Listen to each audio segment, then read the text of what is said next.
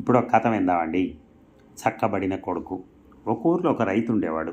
అతను ఎంతో ఓపికతో వ్యవసాయం చేసి ధనవంతుడయ్యాడు. లేక లేక ఒక కొడుకు పుట్టాడు. చిన్నప్పటి నుంచి అతి గారాబం చేసి పెంచడం చేత ఒట్టి పోకిరి వాళ్ళ తయారయ్యాడు. మంచి నీళ్ళలాగా డబ్బు వృధా చేసేవాడు. చదువు అబ్బలేదు. చెడు తిరుగుళ్ళు మాత్రం ఫుల్లుగా ఉన్నాయి. బాగా ఆలోచించి ఒకరోజు తండ్రి, బాబు నేను చనిపోయిన తర్వాత ఈ ఆస్తి అంతా నీదే అవుతుంది, కానీ ఆస్తిని నువ్వు నిలబెట్టుకోలేవేమోనని నాకు భయంగా ఉంది.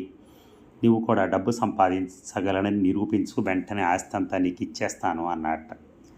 సరే అని చేస్తాను అన్నాడు కొడుకు. ఆ రోజే పనికి బయలుదేరాడు. చదువు సంధ్యలు లేని వాళ్ళకు ఉద్యోగం ఎవరిస్తారు? ఏ పని దొరక్క ఒక మిల్లులో బస్తాలు మోసే కూలివాడిగా చేరాడు. మొదటి రోజు వాడికి 20 రూపాయల కూలీ ఇచ్చారు. మరి బస్తాలు మోసే కూలివాడిగా చేరాడు కదా, 20 రూపాయల కూలి మాత్రం